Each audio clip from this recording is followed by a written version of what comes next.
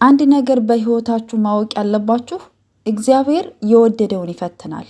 ሊያበረታችሁ ሊያስተምራችሁ ሲፈልግ ደግሞ ፈተና ይሰጣችኋል። በእናንተ ፈተና ውስጥ ደግሞ የሚፈርድባችሁ ሰው ይበዛል። በእናንተ ሳይድ ሆኖ የሚያስብላችሁ ወይም ደግሞ የሚረዳችሁ ሰው ታጣላችሁ። የታዘብኩትን ነገር ነው የምነግራችሁ ማለት ነው። ሀይሚዬና ብሩኬ እኔ በሴት ቦታ ሁኜ ነው ሀይሚን የምረዳት። ገባችሁ አይደለ? ሀይሚዬ ያለችበት ሁኔታ በጣም ከባድ ነው። በሷ ቦታ ሁኜ ሳስበው ነገሮች በጣም ከባድ ናቸው። ግን በሷ ችግር ውስጥ ወይም ደግሞ በሷ ቦታ ሁኜ እንኳ እያሰብኩት ደግሞ የምትወደውን ሰው እንዳትለያይ ነገሮችን በንግግር እንዲፈቷቸው ቁጭ ብለው ማስተካከል ያለባቸውን ነገር አስተካክለው ወደ ቀድሞ ህይወታቸው፣ ወደ ፍቅራቸው፣ ወደ ሰላማቸው እንዲመለሱ ችግሮችን እንዲፈቱ እኔ እፈልጋለሁ። ገባችሁ? በብሩኬ ሳይድ ሁናችሁ ደግሞ ስታስቡት ወንዶች ማለት ነው። አሁን ኤፍሬም በጣም ብዙ ሴቶች ለፕራንክ ያመጣ ነበር አይደለ? በጣም ብዙ ሴቶች ለፕራንክ ያመጣል ኤፍሬም። አብርሃም በጣም ብዙ ሴቶችን ለፕራንክ ያመጣሉ አይደለ? ብሩኬም ለፕራንክ በጣም ብዙ ሴቶችን ያመጣሉ። ሁሉም ያቅፋሉ፣ ሁሉም እንደፈለጉ ይሆናሉ አይደለ? ምን ልላችሁ ፈልጌ ነው፣ አንዳንድ ጊዜ ሰዎችን ከመለያየት ይልቅ ከማራራቅ ይልቅ ማቀራረብን ማስታረቅን ማነው ኤፍሬም አዎ ለሀይሚዬ ወንድሟ ነው፣ ወንድም መከታ ነው። እህቱ እንድትጎዳበት አይፈልግ ይሆናል አይደለ? እንድትጎዳ አይፈልግም። ማንኛችንም ወንድሞቻችን እኛ እንድንጎዳ አይፈልጉም አይደለ? ግን ደግሞ ይሄ ወንድም ደግሞ መጀመሪያ ነገሩ ምንድን ነው? ያንተ ችግር ምንድን ነው? ለምንድነው ችግርህን የማታስተካክለው? ከእንደዚህ አይነት ነገር ውስጥ ለምን አትወጣም? ህይወትህ በእንደዚህ አይነት ነገር ለምንድነው የምትመራው? እህቴም እየተጎዳች ነው። ይሄን ነገር ማስተካከል አለባችሁ። እየተዋደዳችሁ ለምንድነው እንደዚህ አይነት ነገር የምታደርገው? ከእንደዚህ አይነት ነገር ተቆጠብ፣ አስተካክል ብሎ መጀመሪያ እንደዚህ አይነት ማስጠንቀቂያ ይሰጣል። ከዛ ነው የማያስተካክል ከሆነ ነው ወደ ሌላ ነገር የሚገባው እንጂ ዛሬ ሆኖ አውጥቶ ዛሬ ሆኖ እንደፈለጋችሁ ሆኖ እንደፈለክ ሴቶችን አተራምስ እንደፈለክ እንደዚህ አድርግ አይባልም። ምክንያቱም እነሱም ሲያደርጉት የነበረ ነገር ስለሆነ ነው።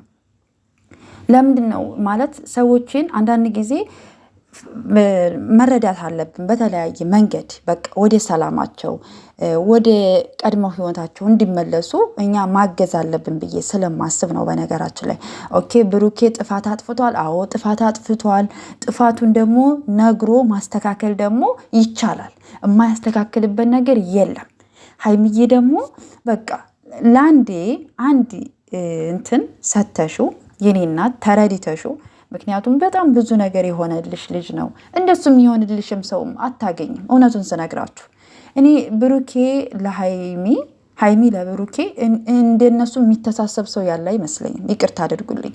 ምናልባት ብሩኬ ሀይሚን ለማስቀናት ወደሱ እንድትመለስለት ብሎ ሊሆን ይችላል ይችን ሴት ያመጣት። ሌሎቹንም የሚያመጣቸው በእንደዚህ አይነት መንገድ ሊሆን ይችላል።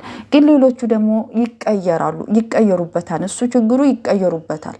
እሱ ነው ችግሩ ማለት ነው። ስለዚህ ለምንድን ነው ሰዎችን በማግባባት በማስታረቅ ማንሄደው? በቲክታክም በዩቱብም በጣም ብዙ ነገሮች እያየሁ ነበረ። የሰው ልጅ እኮ ጥፋቱን ብቻ ካሰባችሁ በጣም ከባድ ነው አይደለም? እስኪ ጥፋቱንም ደግሞ ነግረነው እንዲያስተካክል ጊዜ ብንሰጠው። ከመፍረድ ግን መረዳት ይቀላል። አትፍረዱ ይፈረድባችኋል ነው የሚባለው አይደለም?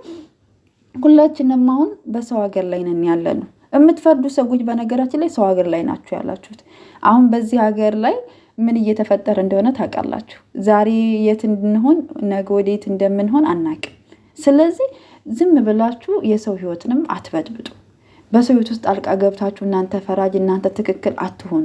ማንም ሰው ስህተት ይሰራል፣ ከስህተቱ ግን ይማራል። ስህተት ባይኖር ኖሮ የሰው ልጅ አይማርም ነበረ። ገባችሁ? ከስህተቱ እየተማረ ነገሮችን እያስተካከለ ነው የሚሄደው ማለት ነው። ስለዚህ ብሩኬ ጥፋት አጥፍቷን ጥፋቱን እንዲያስተካክል በመልካም ነገር ማስተካከል ይቻላል ብዬ አስባለሁ እንጂ በቃ ሁሉም ሰው እኔ ፍጹም ነኝ እኔ ምንም ነገር አላደርግም አይባልም። ድምድም አታድርጉ እንዴ። ኤፍሬምም ብትሆን ብዙ ሴቶችን ስታመጣ ፕራንክ ስትሰራ ነበረ። እና አብርሃም አረ ሌሎችም ሴት እያመጣችሁ ፕራንክ ትሰራላችሁ፣ ከሴት ጋር ስትለጣጠፋላችሁ እናንተም። ስለዚህ አንዳንድ ጊዜ እንደ ወንድም እሱን ተረድታችሁ ነገሮችን በረድ አድርጋችሁ ነገሮችን ለማስተካከል ብትሞክሩ እኔ መልካም ነው ብዬ አስባለሁኝ። እና ሀይሚዬም የኔ እናት ከምትወጁ ሰው ጋራ እግዚአብሔር ዛሬ የሆነ ጭንቅ የሚል ቀን ነው። እውነቱን ስነግራችሁ ያው ትናንትና ብሩኬም ለውሳኔ ይቸኩላል፣ ሀይሚም ለውሳኔ ትቸኩላለች። ሁላችሁም ችኩሎች ናቸው እና መቸኮል ዋጋ ያስከፍላል፣ አለመቸኮልም እንደዛው ዋጋ ያስከፍላል። ግን ነገሮችን ደግሞ ረጋ በማለት መተሳሰብ እና ነገሮችን መፍታት ይቻላል ብዬ አስባለሁ። ውድ ቤተሰቦች እናንተንም ሀሳብ አስተያየታችሁን እፈልጋለሁኝ።